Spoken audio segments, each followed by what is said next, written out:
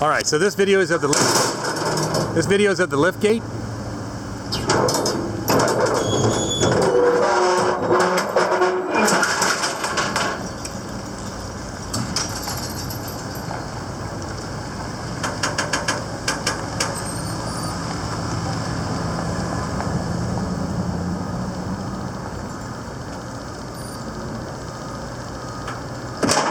Got this plate here that pops off and it lowers down, so it you can run pallets onto it real smoothly.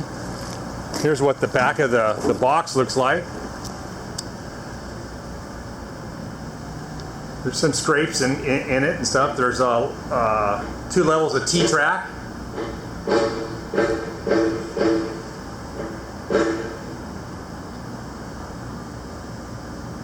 It's got diamond plated floor.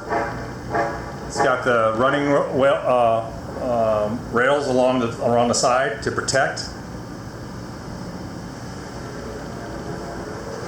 All right, now we're gonna put this up.